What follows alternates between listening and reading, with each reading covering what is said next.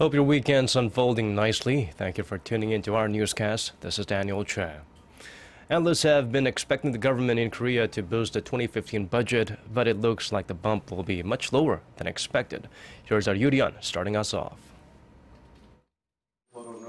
A lawmaker from the ruling Saenuri Party who has been briefed about the government's budget plan says it's highly likely the government will expand next year's budget by about 5% for a total of 373.6 trillion won, or roughly 368.4 billion US dollars.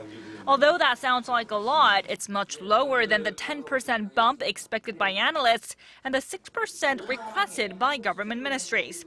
The government had previously said it would continue its expansionary macroeconomic policy until the economy gets back on the path to recovery. And it had unveiled a new $40 billion stimulus package back in July to pump up the economy. But according to another Saenuri lawmaker, a major budget expansion has proven difficult given the decline in revenue from the sluggish economy. As part of the plan, similar or overlapping government projects will be merged or abolished to cut costs. However, there will be budget increases. Following the deadly Seoul ferry disaster that left over 300 dead last April, the government plans to increase the national safety budget by 12% to about 13 billion US dollars. Yoo Li-an, Arirang News. While developed nations have been trying to reduce household debt levels since the global financial crisis, Korea's household debt is on the rise. Although recent deregulatory measures in Korea have helped raise housing prices, they also have the potential to raise debt levels even further. Our Kwon So-hwa has this report. Korea's household debt has not only hit another high, standing at over $1 trillion US in the second quarter. The upward trend is the exact opposite of what's happening in developed nations, which have seen their debt levels decline since the 2008 financial crisis due to a focus on lowering debt levels. According to the Bank of Korea, the national debt rose from $714 billion US in 2008 to $1 trillion US at the end of last year, putting Korea high on the OECD's list of highly indebted nations. Korea's debt has grown by an average of 8.2% per year from 2008 to 2013, while that of countries like Germany and the UK have shrunk by 0.5%. The US saw its debt shrink by 0.7% during the same period, and Japan shrank over 1%. Financial experts say households in developed nations have either filed for bankruptcy or paid off their debt, but that of Korea's household debt threatens to keep rising. The upward trend is attributed to a recent set of measures that relaxed mortgage lending regulations but could spur household loan growth. In addition, the Bank of Korea lowered the interest rate by a quarter percentage point in its August session to 2.25%, which is the first such cut since May 2013. The government believes the pace of household loan growth is not yet cause for alarm, as the new measures have also helped pick up the housing market. But experts like Standard & Poor's analyst Ritesh Maheshwari say the growing debt poses risks to the banking sector as there is more debt than disposable income. Kwon So-hwa, Arirang News.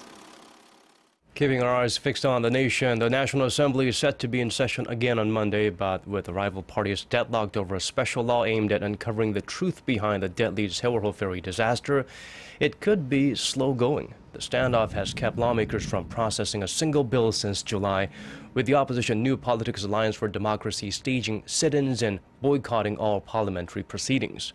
There is also growing concern about how the prolonged deadlock will affect other parliamentary business, particularly the 2015 budget proposal, which has to be passed by the end of November.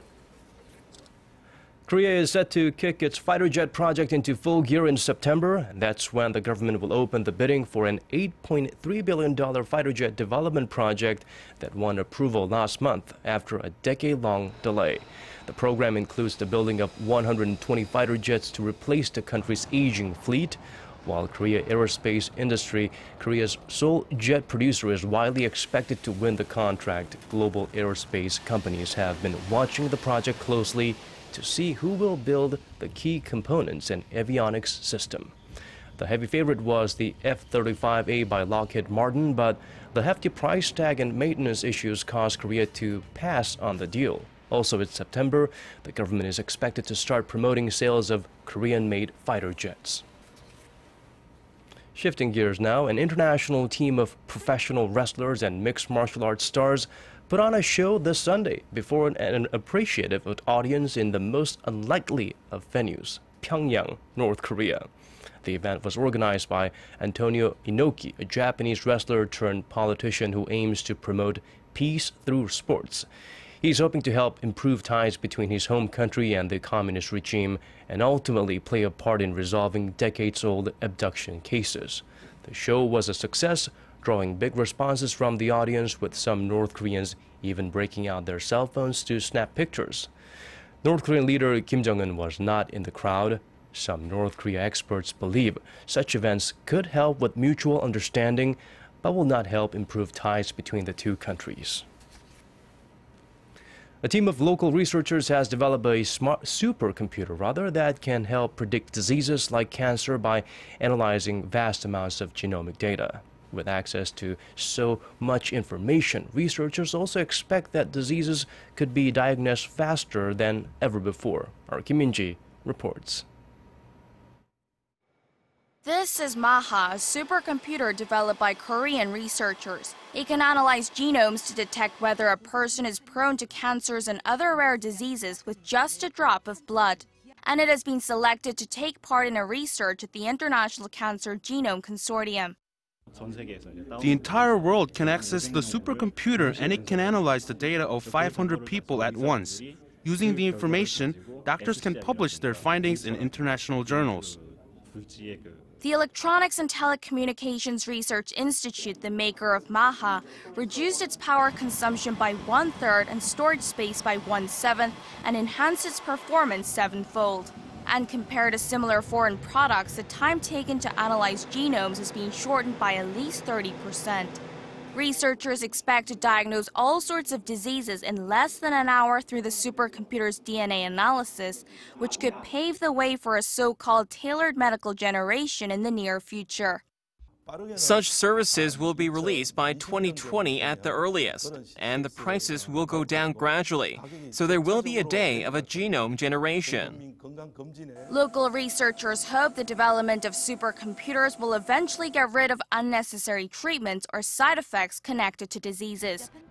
Kim Min-ji, Arirang News. A Japanese official says there is no reason for concern about unauthorized military action in Korea, including emergency landings of U.S.-Japanese forces. The official added that this would never occur, whether or not it is written in U.S.-Japan military guidelines. The official statement comes amid rising concerns among Japan's neighbors, particularly Korea and China, about Japan's efforts to exercise its right to collective self-defense. The Japanese government is working on law revisions that would increase the role of its military and allow it to come to the aid of an ally overseas. 1 week, that's the amount of time the European Union has given Russia to reverse course in Ukraine or face new sanctions. This after Ukrainian President Petro Poroshenko urged the EU to take action, warning that time is running out to prevent a full-scale war between his country and Russia. Poroshenko called on the 28-member bloc to fully utilize its economic leverage as Russia's most significant trade partner to achieve this goal. However, the EU remains divided on how to expand sanctions, as several nations fear that stronger measures could spark an open trade war with Russia, which has threatened to retaliate against core European manufacturing industries.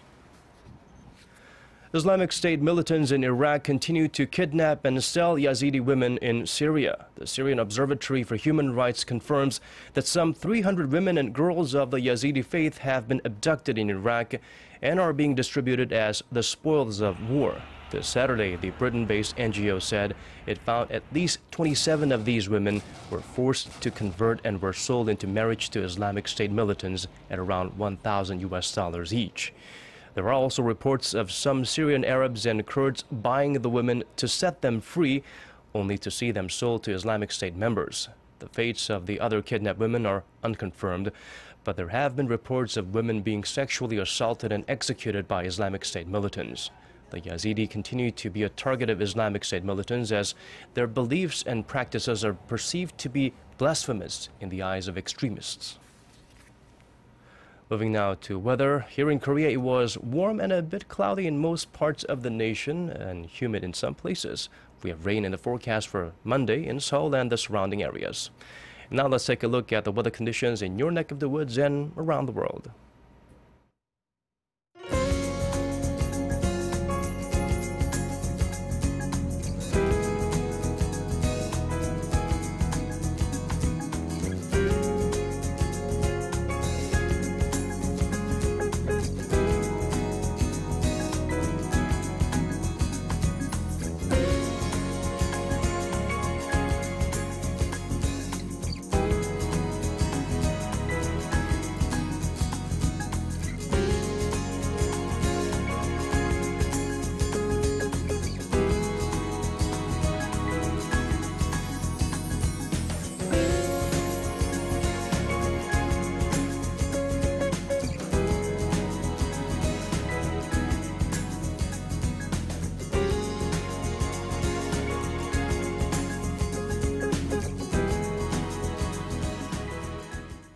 And that does it for us. We have more updates coming up at 10 p.m. Korea time, so do join us then.